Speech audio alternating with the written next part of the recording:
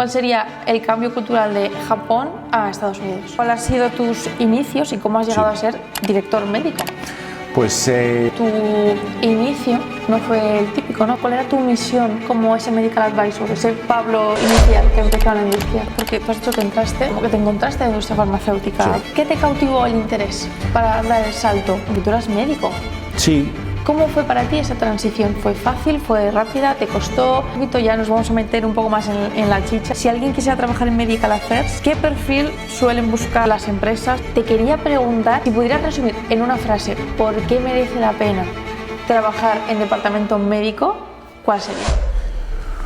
Hola Pharma-Leaders, bienvenidos a esta conversación con una persona que a mí personalmente me hace una ilusión tremenda porque fue uno de los primeros fervientes creyentes en Pharma-Leaders desde el inicio. Nos ayudó a hacer nuestro primer curso en departamento médico, nos contó un montón de curiosidades del mundillo que no teníamos ni idea, así que hoy quiero dar la bienvenida a Pablo Viguera, que es director médico en Regeneron, una empresa especializada en biotecnología y con una larga trayectoria en la industria farmacéutica, y nos va a contar un poquito en qué consiste el departamento médico, qué hay que hacer para entrar en él y cómo está evolucionando.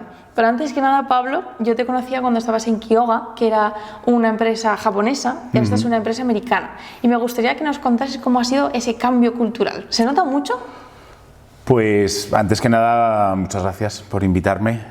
La verdad que para mí es un placer y me siento súper orgulloso y honrado, porque es verdad que desde el principio me pareció un proyecto chulísimo y me alegro mucho de que esté yendo bien, de que os esté yendo bien, porque os lo merecéis, trabajáis mucho y yo creo que también los alumnos y futuros miembros de la industria se van a coger una formación y la industria se va a beneficiar también de esto, ¿no? Yo creo que es bueno tener gente nueva y cantera de gente con ilusión, con ganas, que quiera participar y que quiera ayudar, ¿no? Sobre todo al final a los pacientes, que es para lo que estamos aquí.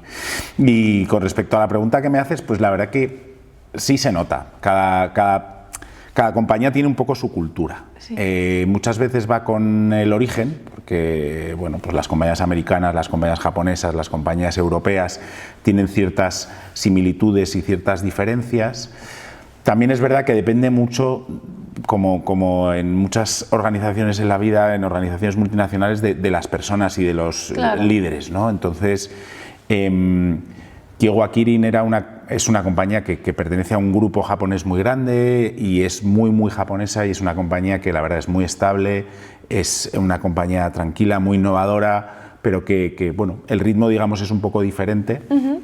Y Regeneron es una compañía fundada por médicos, investigadores, que siguen siendo los dueños de la compañía. Es una compañía familiar, a pesar de tener muchísimos empleados ya y una larga trayectoria, y los creadores de la empresa siguen siendo los dueños, con lo cual eso le da también una dimensión un poco especial, pero sí se nota que es americana, ¿no? Las compañías americanas son más orientadas a la acción, Justo eso te iba a preguntar, porque para la gente que nos escuche probablemente todavía a lo mejor o no ha entrado en industria farmacéutica o ha entrado pero no tiene mucha experiencia en compañías. Entonces, si lo tuvieses que resumir en un tuit, ¿cuál sería el cambio cultural de Japón a Estados Unidos? Pues yo creo que el cambio sería, o lo que yo diría es, una es estabilidad, sostenibilidad, y la otra es proyectos y acción, ¿no? Ah, mira. Yo diría así un poco a grandes rasgos, y todo con matices, pero sí, es un poco diferente. Pues muy buenos dos tweets, la verdad. Ahora nos vamos a meter de lleno a hablar un poquito de tu trayectoria profesional para que te conozcan un poco más. Entonces, ¿nos podrías contar un poquito cuáles han sido tus inicios y cómo has llegado a ser director médico? Pues yo soy médico de profesión y yo soy médico de familia, además, o sea, muy médico y muy vocacional. Padre médico, abuelo médico, en fin, mucha historia médica, ¿no? Y pues la parte de la industria surgió un poco por casualidad, porque yo trabajaba en la universidad haciendo mi tesis y tuve la oportunidad de colaborar en distintos estudios con compañías farmacéuticas. Entonces, entré en contacto con lo que hacían, me gustó, me pareció muy interesante, me pareció otra vertiente del trabajo médico. Otra manera de ayudar al paciente. Totalmente, que no te habían contado. Totalmente, claro. Y otra vertiente un poco distinta. Y la verdad que He de decir que entré un poco por casualidad, porque... Como la gran mayoría sí, al inicio, a mí me pasó lo mismo. Hice un pequeño proceso pues por un amigo que era headhunter y no sé qué, pues me dijo, oye, pues mira, hay una compañía, un proceso tal, y era AstraZeneca, y entré en AstraZeneca. Entonces, bueno, entré un poco por ver, ¿eh? La verdad que pues con esa vocación médica de pacientes, tal, pues yo es que dejar de ver pacientes... Y bueno, llevo 15 años ya, o sea que Fíjate. entré por casualidad y a probar y llevo 15 años porque bueno, trabajando y ya dentro de la industria, pues siempre en departamento médico, con una pincelada en algún pues temas de estudios, ensayos clínicos, operaciones clínicas, etcétera, pero prácticamente siempre en departamento médico. Y bueno, pues haciendo distintas posiciones, trabajando en distintas áreas, la verdad que he trabajado pues de áreas Si nos así. puedes nombrar así algunas posiciones para que ellos vayan viendo también Sí. como la progresión de en cuál entraste, a lo mejor habrás tenido a lo mejor varias, ¿no? Pero las tres principales Sí. que muestran tu progreso. Mi carrera no es la más típica. Lo más típico para alguien que entre en departamento médico es entrar como MSL, porque, bueno, digamos, hay muchas más posiciones abiertas, es una posición en la que se suele empezar. Claro, yo cuando entré ya hace unos pocos años, tampoco estaba tan establecida la figura del MSL, había, pero Sí. no estaba tan establecida y bueno, yo entré como medical advisor, como un médico de producto, en la parte de diabetes. Y entonces, pues bueno, pues pasado un tiempo me dieron la oportunidad de ser el responsable del equipo. De ahí pues fui cambiando de áreas terapéuticas, estuve en inmunología, estuve en respiratorio, diabetes, cardiovascular, en fin, distintas posiciones dentro de AstraZeneca. Y luego pues di el salto a las enfermedades raras en Kyowa Kirin ya como responsable o director médico de la compañía para España, Italia y Portugal. Sí. Y pues ahí trabajando un poco el mundo de las raras, ¿no? Que es otro gran bloque. Tenemos por un lado pues las enfermedades así muy prevalentes, pues son respiratorios, cardiovasculares, todas estas cosas que funcionan de una manera, luego las enfermedades raras, que es otro gran bloque, y ahora llevo un año y un par de meses en Regeneron, y en el mundo de la oncología, que es como el otro gran bloque, ¿no? Entonces ahora mismo digamos que hay como esos tres bloques: enfermedades más de biofarma, enfermedades más prevalentes, enfermedades raras y oncología. Son los tres bloques que yo diría que ahora mismo es como se clasifica un poco la industria.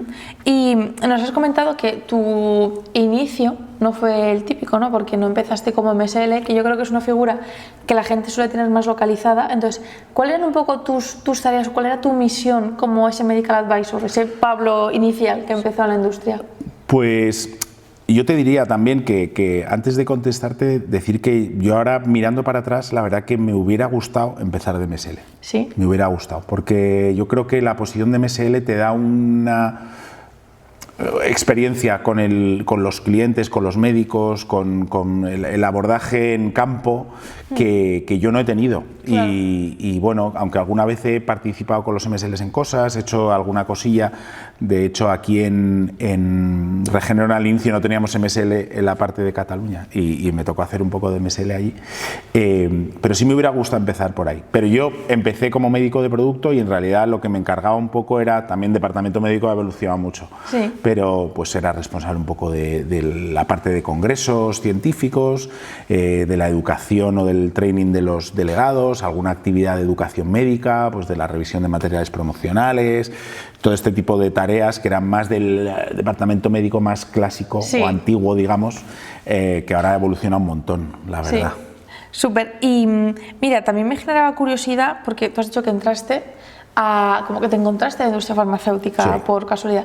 ¿Y qué te cautivó el interés para dar el salto porque tú eras médico? Sí, pues la verdad que, bueno, en España la medicina normalmente se ejerce en el sistema público, que tiene, pues bueno, una estructura un poco distinta, ¿no? En realidad, pues son mucha cultura de pues, oposición, de funcionarial, que está muy bien porque hace que la gente tenga estabilidad, que es necesaria.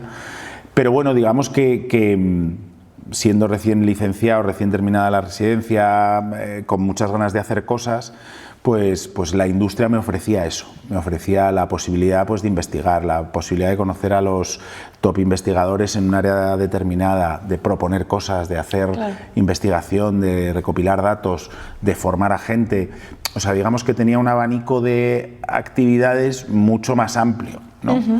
Y la verdad que al empezar, al principio me costó un poco, porque es verdad que el público y lo privado es muy diferente, pero enseguida me cautivó la posibilidad de ese abanico de posibilidades que se te abría por delante, de que te creas tú un poco tu propio plan y tu propia estrategia y tu propia... Claro, que no está marcado por... Claro, y tu propio día a día. No, claro, en una consulta pues tú tienes tus pacientes y es verdad que es bonito también porque cada paciente es un mundo y tal, pero es verdad que todos los días es un poco hacer lo mismo, ¿no? Claro. Y aquí, pues la verdad que me ofrecía posibilidades de muchas cosas. También no te voy a engañar, pues la posibilidad de poder hacer algún viajecito de vez en cuando, ir a congresos fuera. ¿Cómo fue para ti esa transición? ¿Fue fácil? ¿Fue rápida? ¿Te costó? ¿Estabas desubicado? ¿Cómo fue? O sea, yo creo que va mucho con la mentalidad, ¿no? Si tienes una mentalidad un poco abierta, inquieta, con ganas de hacer cosas, la transición se hace muy rápidamente. Sí. La transición en cuanto a mindset. Claro. En cuanto a manejo de herramientas, pues es un poco más compleja, ¿no? Porque tienes otras herramientas, manejas otros programas, utilizas otras cosas. Claro. Entonces ahí es un poco distinto, ¿no? Pero bueno, yo creo que con un poco el cambio de mentalidad de una puro asistencial a la industria farmacéutica, no es especialmente difícil, y sobre todo cuando tienes claro cuál es un poco el foco, ¿no? Y el objetivo. Mi objetivo en mi consulta de atención primaria era tratar a mis pacientes y que estuvieran lo mejor posible y con su mejor calidad de vida, etcétera. Y mi objetivo en la industria farmacéutica es que los mejores medicamentos lleguen a los mejores pacientes y que tengan la mejor calidad de vida y que vivan lo mejor posible. Con lo cual, bueno, digamos que teniendo más o menos el mismo objetivo, los caminos para llegar a él son distintos, ¿no? Pero la mentalidad es la misma. Y en el camino de, digamos, de exploración a entrar en la industria farmacéutica, ¿cómo descubriste las oportunidades que ofrecía o tuviste alguna persona, algún mentor al respecto o fue todo exploración propia? Pues la verdad no conocía mucho la industria, sí que trabajé con algunas personas, lo que te comentaba, y cuando estaba en la universidad haciendo algunos estudios y demás, pues alguna gente de la industria, no conocía demasiado. Pero una vez que entré, sí que la primera persona que me dio la oportunidad, Beatriz, que le tengo muchísimo cariño y nos seguimos viendo mucho, Beisa, como diga que he dicho Beatriz me mata, pues ella sí que me mentorizó bastante, o sea, ella me enseñó mucho cómo funcionaba la industria, cómo funcionaban los distintos departamentos, la interrelación que hay entre unos y otros, la relación con los médicos, los líderes de opinión, qué cosas se podían hacer, qué cosas eran un poco más complejas, en fin, siempre aterrizar y que tu primer aterrizaje sea con una persona que sea tu jefe, entre comillas, pero que te lleve un poco, que te ayude, que entienda la situación, pues al principio de formación en la que estás. Yo creo que eso es súper importante. Yo tuve mucha suerte, he tenido jefes maravillosos. Total, el buen liderazgo es básico. Sí. Ahora mira, quería que nos contases también un poquito, ya nos vamos a meter un poco más en la chicha, en lo que es el tema que queremos hablar hoy, que es el departamento médico. Sí. Entonces, para aquellos que no estén familiarizados, ¿cómo describirías el papel del departamento médico dentro de la industria farmacéutica y qué lo diferencia de otras áreas como I+D o marketing que podemos encontrar? Pues mira, yo creo que para entender bien lo que es el departamento médico ahora hay que entender un poco el viaje que ha hecho el departamento médico. De 15 años para acá hemos pasado de ser un departamento de soporte científico, de hecho en algunos sitios hasta se llamaba así, es decir, pues oye, todos los claims promocionales tienen que estar basados en evidencia, en referencias, etcétera. Pues éramos los que proveíamos de esa evidencia científica, organizar congresos, hacer un poco de educación médica en ese sentido.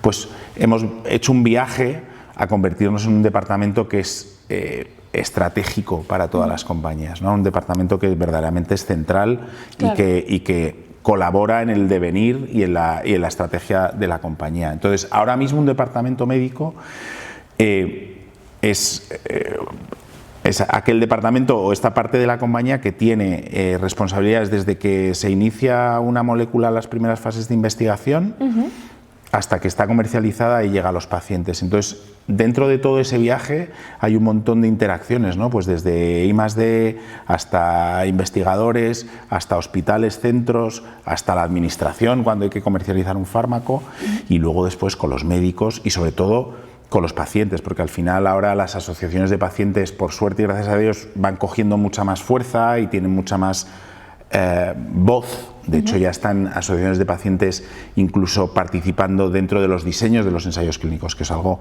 que hace unos años era impensable. Claro. Pues el departamento médico tiene responsabilidad y tiene que crear una estrategia médica que tenga en cuenta todos esos actores. Claro. Y entonces, claro, eso nos ha convertido poco a poco en un departamento clave. Entonces, ¿qué es el departamento médico? Aquel que aúna los insights de pacientes, investigadores internamente de la compañía para crear y ayudar a crear la estrategia y los objetivos hacia los que se dirige una determinada compañía farmacéutica o Regeneron en este caso, la que sea. Y ahora que me comentas la parte de objetivos, ¿no? ¿Cómo se hace desde el departamento médico para que haya un equilibrio entre lo que es la ciencia y los objetivos comerciales? Porque al fin y al cabo también una empresa farmacéutica tiene que ser sostenible a largo plazo, entonces a lo mejor hay alguien que desde fuera puede pensar que eso va en contra, ¿no? Sí, te entiendo. Son competitivos de alguna manera, pero... Es la gran disyuntiva que hay siempre, ¿no? Pero yo creo que eso parte de un razonamiento erróneo, porque parte del razonamiento de que los resultados comerciales van por un lado y los resultados en pacientes van por otro. Y en realidad tiene que ir unido necesariamente. Cuando tú tienes un buen fármaco y tienes un medicamento que ayuda a los pacientes y que mejora su calidad de vida y que tiene un impacto en la vida de los pacientes, necesariamente el fármaco va a ir bien. Tienes que saber cómo contarlo bien, tienes que saber cómo contar bien sus bondades, también sus problemas, ¿no? Para que vaya al paciente óptimo. Entonces, cuando un fármaco llega a un paciente óptimo o al grupo de pacientes óptimos para ese fármaco, necesariamente y como consecuencia los objetivos comerciales, financieros van bien. Claro. Entonces, por eso yo creo que el departamento médico va cogiendo o ha ido cogiendo cada vez más fuerza, ¿no? Porque yo creo que somos muy capaces de aunar y de juntar esos dos teóricos objetivos separados, ¿no? Al final es un objetivo común. Nosotros siempre hablamos de que los objetivos de una compañía son poliédricos, ¿no? Es como un poliedro con distintas caras. Qué bonito, me gusta. Y entonces esas caras, cada uno tiene su responsabilidad. El departamento médico tiene que ir a su cara concreta de rigor para... científico, eso es. Claro. Y de ayuda a los pacientes y de hacer llegar. El departamento de Market Access tiene que hacer que ese medicamento sea sostenible para la administración y que entiendan que tiene un beneficio y un coste de efectividad a largo plazo que haga sostenible el sistema. El departamento comercial tiene que encargarse de, oye, se conozca y que las bondades de este fármaco y el perfil de seguridad llegue bien a los médicos, ¿no? Que son los prescriptores. Entonces, cada uno tenemos nuestro rol, pero el objetivo es el mismo. Maravilloso. Y en tu opinión, porque bueno, no tengo absolutamente ninguna duda que tú eres primero un gran líder del departamento médico y segundo un gran profesional. Entonces, desde tu experiencia y además también porque liderando equipos pues tendrás que tomar decisiones en las personas que entran a la compañía o a tu equipo que fichar y eso también te habrá permitido percibir qué habilidades hacen a un gran profesional del departamento médico y cuáles dirías que son las competencias esenciales para este entorno. Mira, yo creo que hay muchas veces hablamos de competencias muy técnicas que bueno, digamos que están ahí, que son importantes, no digo que no, pues un doctorado, un PhD, un postdoc, un tal, ¿no? Todo esto es importante y está fenomenal, pero muchas veces en organizaciones humanas uno necesita conexión.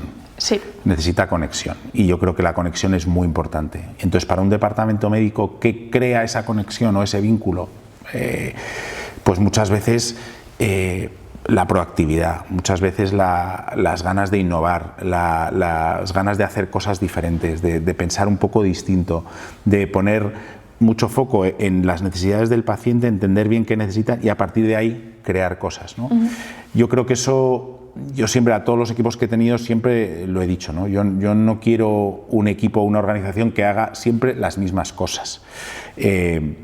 Porque si pensamos en un departamento médico, pues muchas veces te encuentras planes de, sí, a ver, advisory boards, vamos a hacer no sé cuántos, congresos, vamos a ir a estos, vamos a tal, y no encuentras un porqué de las cosas. Claro. Entonces, yo siempre digo, vamos a pensar qué necesitamos, qué gaps vemos para los pacientes, para la ciencia que tenemos, para tal.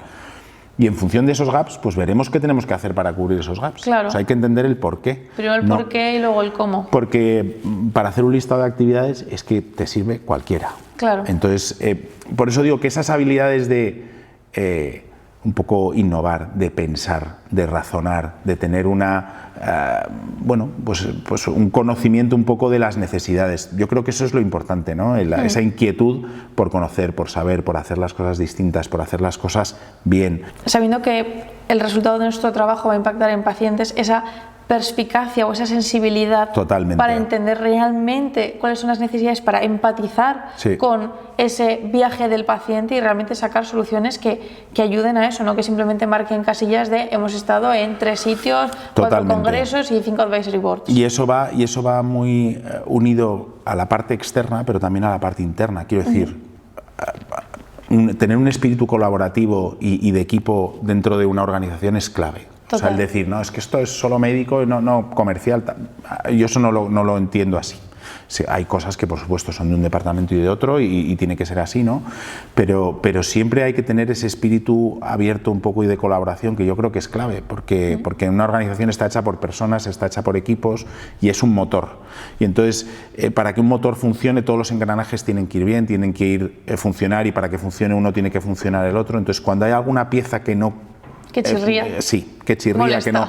Sí, y hace que no vaya bien. Claro. Entonces, yo creo que para mí cuando busco fichar a alguien o tengo algún proceso abierto, siempre tengo eso muy en cuenta, ¿no? La capacidad de colaboración, de trabajar en equipo, de entender, de empatizar, de crear buen ambiente. Es que es una cosa que para mí es clave, o sea, trabajar en un entorno en el que te rías, que te diviertas, te lo pases bien, tengas interés, estés emocionado por las actividades y las cosas que haces, para mí es clave, porque eso hace que la gente funcione y trabaje mucho mejor.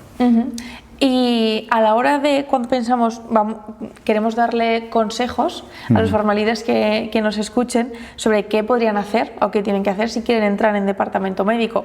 Entonces, según tu experiencia, si alguien quisiera trabajar en Medical Affairs, ¿qué perfil suelen buscar las empresas? ¿Es imprescindible experiencia clínica o investigación? Ya acabamos de ver todas las competencias, digamos, más blandas, y la parte de no ser individualista. Desde luego, si eres individualista, departamento médico no es tu lugar. No, totalmente. Yo creo que, a ver, hay un mínimo de requerimientos, ¿no? Pues de tener un bagaje en ciencias de la salud, porque siempre es yo. Aún así, he tenido algún MSL, pues licenciado en Historia o licenciado en tal, ¿no? Pero bueno, son casos un poco especiales. Pero en general siempre se busca a alguien que tenga, pues una licenciatura, un grado o una formación en Ciencias de la Salud. A partir de ahí, pues depende mucho, ¿no? de la posición que busques. Para una posición a lo mejor más de medical advisor o para un medical lead de algún área terapéutica específica, sí que buscas un poquito más de experiencia. Depende de las compañías, hay quien busca mucha experiencia en el área específica, pues por ejemplo para oncología hay mucha gente que busca gente con experiencia en oncología, pero bueno, yo creo que por lo menos en mi caso sí que valoro mucho pues toda la parte de que hayan hecho de investigación o que hayan hecho de innovación dentro de Ciencias de la Salud. Para mí es importante, y ahora mismo dentro de un departamento médico, que esto va a ir cambiando, y es una cosa que luego podemos hablar porque va a ser muy interesante. Luego pero hablaremos de futuro. Pero sí que yo creo que poco más. O sea, ahora pues se valora mucho pues el que haya una experiencia también concreta de formación en temas de la industria farmacéutica. Yo creo que ahí vosotras tenéis un papel muy importante, ¿no? Porque la gente que se forme y que entienda bien la industria pues eso les da un plus, ¿no? A la hora de hacer un proceso, claro. Yo creo que sí, ¿no? Y un conocimiento más práctico de lo que se hace en la industria es muy bueno, ¿no? Entonces, básicamente eso, no hay grandes requerimientos que digan esto es condición sine qua non para entrar en un departamento médico, no. Yo creo que te tiene que gustar la ciencia, te tiene que gustar la innovación, tienes que tener esas inquietudes y algo de formación en ciencias de la salud, y si tienes algo en la industria farma, claro. pues mejor que mejor. Maravilloso. ¿Y alguna habilidad adicional como comunicación, gestión de datos, que sea como más específica para departamento médico? Pues mira, yo creo que por supuesto la habilidad en comunicación es clave. Nosotros tenemos comunicación, negociación, tenemos mucha interlocución con otros departamentos, tenemos mucha interlocución con líderes de opinión, tenemos mucha interlocución con investigadores, con asociaciones de pacientes, con temas regulatorios y la administración. Entonces, es clave tener buenas habilidades de comunicación, sobre todo si empiezas como MSL, fundamental. O sea, el abordaje a los médicos, claro. La interlocución, la discusión es un instrumento clave para tu trabajo. Claro. Entonces, yo creo que eso es súper importante, la verdad. Y si pudieras dar a los pharma leaders una clave para que en un proceso de selección les escojan a ellos, ¿cuál sería? Pues mira, yo siempre cuando me pregunta alguien sobre un proceso, siempre les digo lo mismo. Investiga. ¿Con quién te vas a entrevistar? ¿Con qué compañía te vas a entrevistar? ¿Qué te van a preguntar? Investiga, porque al final, cuando uno tiene un proceso de selección, la persona que vas a seleccionar, pues, o que eres el seleccionador, ¿no? Tienes varios candidatos y tienes varios currículums, entonces tienes la información que tienes, no tienes una información completa. Entonces, lo que tienes que buscar es captar la atención del entrevistador. ¿Y cómo captas la atención? Pues oye, con mensajes que le resuenen bien en la cabeza. Valores de la compañía, pues que muchas veces decimos, ¿para qué voy a bucear? Pues no, pues la misión, la visión de la compañía, valores de la compañía, en qué la compañía tiene especial interés y foco. ¿Qué tiene el pipeline? Claro, el pipeline, el histórico de la compañía. Conocer, oye, esta es una compañía que lleva 150 años, que es de no sé dónde, qué tal. Pues eso te dice mucho de la cultura de la compañía. Claro. Y luego, igual esto me matan por decirlo, pero yo creo que googlear a la persona con la que te vas a entrevistar viene muy bien. Claro. ¿Y en LinkedIn? Yo lo he hecho siempre. Tienes LinkedIn, tienes un montón de herramientas, ¿no? Porque, bueno, te vas a entrevistar con una persona y esa persona tiene unos intereses, ¿no? Entonces, pues bueno, yo tuve un jefe que era, que es estupendo y que le gustaba mucho y tenía muchas cosas publicadas de mindfulness, de coaching, de mentoring y tal. Entonces, en la entrevista no es que uno tiene que ser uno mismo, natural, no puedes cambiar, claro. Y porque eso se nota un montón. Cuando uno tiene una actitud así un poco impostada, se nota muchísimo. Sí. Pero sí que dentro de tu estilo natural, pues oye, hacer quizá más foco en algunas cosas, pues bueno, pues sabes que le van a resonar. Claro, y que le van a sonar bien. Entonces yo siempre, pues en esta entrevista, pues hablé mucho porque además yo también estoy muy interesado en estos temas, pues en temas de coaching, de trabajo en equipo, de tal, y luego pasado el tiempo ya trabajando con él, pues me decía, es que me gustó mucho esto que me dijiste y tal, y digo, no fue casual. No, hay que intentar, luego hay que ser natural y una entrevista va como va y te preguntan lo que te preguntan, ¿no? Pero siempre hay que intentar dejar lo menos posible a la improvisación. ¿Alguien de recursos humanos que te va a preguntar? Pues no digo que siempre pregunte lo mismo, preguntan muchas cosas y lo hacen muy bien, pero siempre el trabajar estas situaciones, ¿no? Pues muchas veces te preguntan por situaciones, oye, si tuviste una situación en la que tuviste un problema, ¿cómo reaccionaste? Ellos quieren ver un poco la actitud ante distintos retos, tal. Pues todo esto llevarlo preparado, ¿no? Llevarlo pensado. Preguntas ultra típicas que ya cada vez se hacen menos, por suerte, como las fortalezas, debilidades, todo eso hay que llevarlo pensado y saber qué vas a decir, ¿no? Y decir cosas que tengan sentido y no lo de siempre, soy muy perfeccionista y tal. Eso es tópico y típico y no resuena bien, pero sí que, oye, las entrevistas hay que prepararlas como uno se prepara para un montón de cosas, ¿no? Para un examen o para... Y luego en entrevistas en las que hay casos y demás, yo sí que recomiendo... pues que la gente se prepare o que lo busque en internet, porque siempre hay cómo hacer un método del caso, ¿no? Cómo claro, o que pregunten un caso a pasados práctico. Pharma-Leaders en la comunidad si alguien ha pasado por una entrevista en esa compañía, que se hace mucho. La gente en el grupo muchas veces pregunta, ¿alguien ha hecho una entrevista en Pfizer que la tengo mañana? Y toma, preguntan. Sí, pero eso ayuda, pero es verdad que a veces cambian. Claro, La gente de recursos humanos cambia, o te ponen un business partner de recursos humanos que resulta que viene de otra compañía y le gusta hacerlo de otra forma. Claro. Pero muchas veces ahora se hace mucho lo de poner casos prácticos. Pues oye, te pongo un caso práctico de una compañía o de una situación, un proyecto, tal. Hay muchos recursos que pueden buscar de cómo resolver un caso práctico, ¿no? Por metodología pues no protocolizada, digamos, o no estructurada, y que te ayuda mucho a, oye, si te dan un caso, en qué fijarte, cómo buscar síntomas, cómo buscar diagnósticos, cómo buscar tal, y yo creo que eso puede ser muy útil. Pues esto es, vamos, un súper consejito, Pharma-Leaders, de parte de Pablo Vitera. Oye, también me podéis escribir en LinkedIn, que yo encantado de echaros una mano. Y oye, precisamente hablando de las entrevistas, que como tú bien has dicho es un momento en el que se intenta captar cuál es el potencial de esa persona.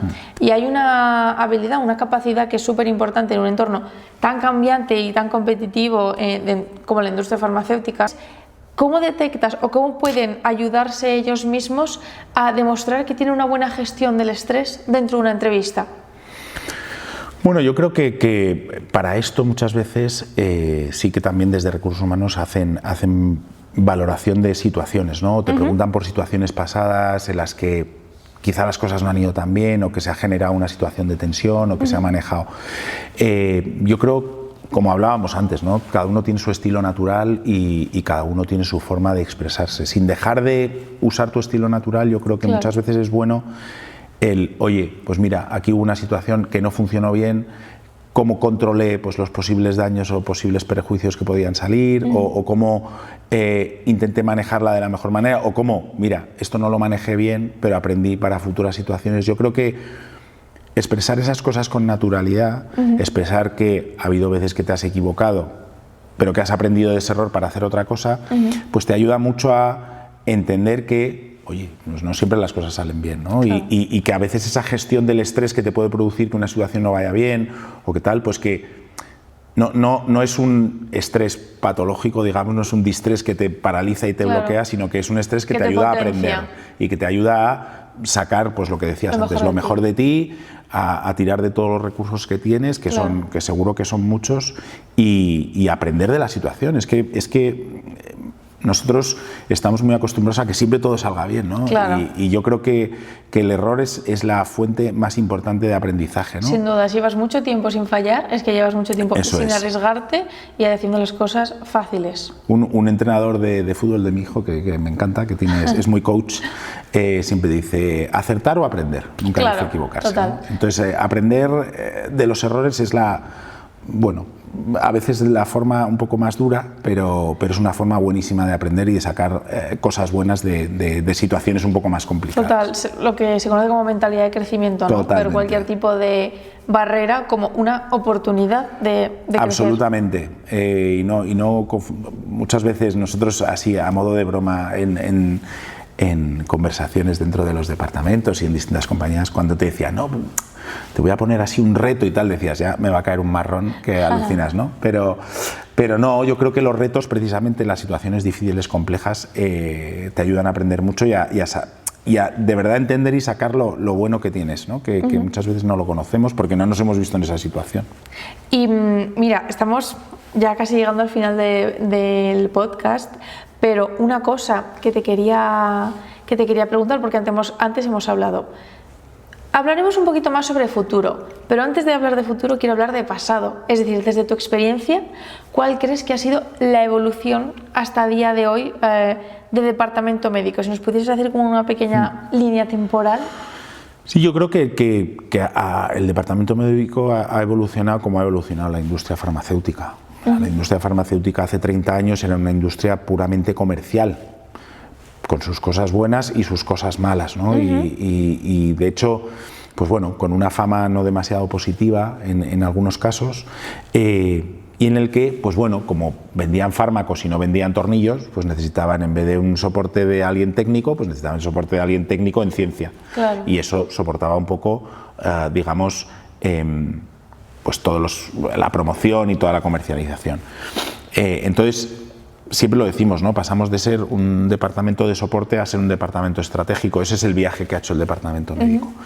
Y bueno, y ha evolucionado como ha evolucionado la industria. La industria ahora mismo, la cantidad de ciencia y de datos que genera es brutal. Entonces, ¿cuál es el futuro que le auguras al departamento médico? Pues yo creo, lo hemos hablado antes, ¿no? Yo creo que los perfiles de futuro van a ir a perfiles con mucho conocimiento tecnológico. Yo creo que toda la parte de tecnología es muy importante, toda la parte de inteligencia artificial, de herramientas de inteligencia artificial, pero también como mindset, ¿no? O sea, yo a todos los pharma-leaders les recomiendo de verdad que utilicen los nuevos recursos que tenemos, que utilicen, no quiero hacer publicidad, pero todas las herramientas de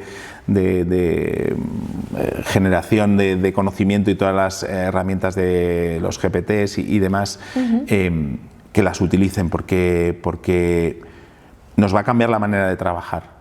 Va a ser como hace 30 años no había internet y de repente hubo internet y cambió totalmente el ecosistema y el trabajo, no solo en la industria farma, sino en todas las industrias. Pues con la inteligencia artificial nos va a pasar lo mismo y ya nos está pasando. Entonces yo creo que estas habilidades son muy importantes y junto con la parte tecnológica y quizás sin tener mucho que ver, pero que yo creo que está íntimamente relacionado y que lo va a estar cada vez más, es la parte de humanidades. Yo creo que la parte de humanidades... Para compensar, al fin y al cabo tienes que compensar. Clave. Yo tengo algún compañero así un poco friki, pero yo creo que no, más que friki es adelantado a su época, pues que ha empezado a estudiar filosofía, ha empezado a estudiar distintas ramas, pues dialéctica, distintas ramas de la filosofía y de las humanidades, y yo creo que es muy importante, porque muchas veces la tecnología nos deshumaniza, ¿no? Y al final lo que nos va a ayudar la tecnología es oye, cada vez tener más herramientas para poder desarrollar nuestro trabajo, pero que tendremos que complementar con una parte de humanidades muy importante. Yo cada vez soy un convencido de que, yo ahora porque no tengo tiempo, entre mil cosas que tengo personales y laborales, pero sí que en algún momento me he planteado, oye, matricularme en alguna carrera de humanidades o en filosofía, porque tenemos que empezar a pensar de otra manera. Claro, aparte es que la tecnología precisamente nos va a suplir, ¿no? Va a realizar ese trabajo más mecánico, más de investigación, más de analítica de datos por nosotros, y realmente nosotros lo que tenemos que aportar para complementar y para mejorar el resultado final es toda esa parte de humanidades. Y yo creo que al final estamos tratando con pacientes, y estamos tratando a pacientes, y esto es muy importante porque muchas veces las necesidades de un paciente no son las necesidades que nosotros creemos, ¿no? Te encuentras muchas situaciones en las que cuando tú dices, oye, este paciente tiene que ir por este camino, hay que tratarlo así porque bueno, esto le va a prolongar su vida, va a hacer que viva más años o que tenga... Y a lo mejor lo que busca el paciente es otra cosa, ¿no? Es la calidad de vida, es estar más cerca de su familia, es poder levantarse por la mañana y hacer tal, es no tener dolor, Entonces, todo eso hay que entenderlo, y hay que entenderlo en un entorno en el que, bueno, pues eso es lo que tú has dicho, ¿no? Es muy competitivo, hay un entorno pues financiero importante, y todo esto hay que entenderlo dentro del mundo en el que nos movemos, ¿no? Y para esto yo creo que las humanidades son claves, es muy importante pues eso, conocer, leer. Los grandes médicos y los grandes científicos de Grecia, de Roma, eran los filósofos, ¿no? Y la gente que pensaba y dedicaba tiempo verdaderamente a pensar, ¿no? Y eso tenemos que empezar a hacer nosotros. Y conectando con toda esta parte de tecnología e inteligencia artificial que nos acabas de comentar, simplemente, súper brevemente, si nos puedes contar a mí, a los pharma-leaders, ¿cómo crees que va a cambiar toda la parte de analítica de data en departamentos médicos y de la medicina personalizada? Sí. A ver, aquí llegará un momento en el que haya un punto de inflexión. Ahora mismo estamos todavía preparando, ¿no? Yo creo que estamos muy en pañales todavía, a pesar de que las herramientas son muy potentes. Yo creo que todavía la aplicación directa hay algunas, pero bueno, esto va a crecer mucho más. Tienen por trabajar, sí. Sí, porque bueno, todavía hay también muchos temas legales, regulatorios que hay que saber manejar bien, ¿no? Pero por ponerte ejemplos, ya se está planteando hacer, pues en estudios de enfermedades raras, cohortes digitales, ¿no? Cohortes digitales para comparar poblaciones, que eso es algo que puede revolucionar el mundo de la investigación clínica, de los ensayos clínicos. Ya hay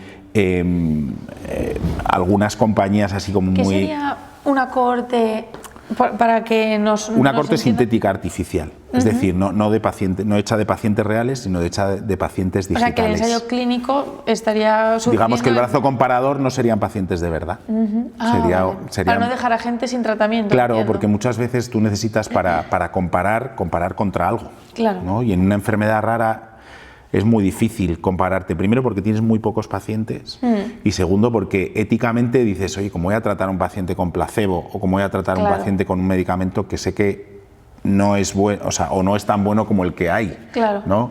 Entonces, éticamente ahí hay muchos matices interesantes y difíciles de salvar. Entonces, esto se te soluciona creando una cohorte digital. Claro, pues sería una solución espectacular. Claro, entonces...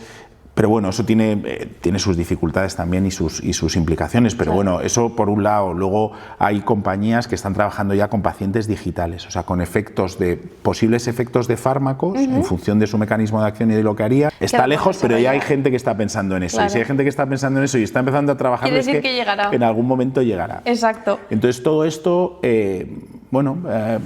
lleva tiempo de lectura, de investigación, de consultar, de preguntar, de ir a conferencias, de ir a, pues yo qué sé, pues a lo mejor tenemos que ir al Mobile World Congress desde la industria farmacéutica, ¿no? O tendremos que ir a congresos de tecnología de todo tipo. Pues sí. Y mira, ya para terminar, te quería preguntar sobre tu posición actual, que es en Regeneron. ¿Nos podrías compartir, que Regeneron es conocida por tener un enfoque en biotecnología y ser muy innovadora? ¿Nos podrías compartir algo, sin romper la confidencialidad obviamente, pero algo en el que estéis trabajando desde el departamento médico?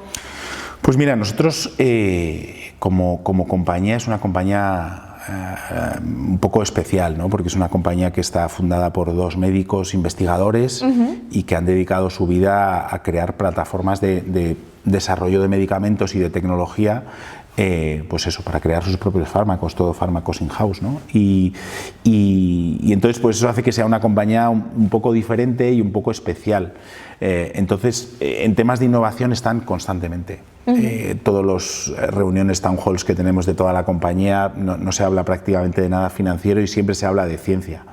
Y esto es algo que realmente de la compañía es muy rompedor y muy innovador, ¿no? La tecnología que tienen pues para el desarrollo de fármacos, al principio en cultivos celulares, luego en animales, tienen una generación de estirpes de ratones con mutaciones genéticas que es muy única y es increíble. Tuve la oportunidad de estar en los headquarters el año pasado y es impresionante. Luego tienen el banco genético o de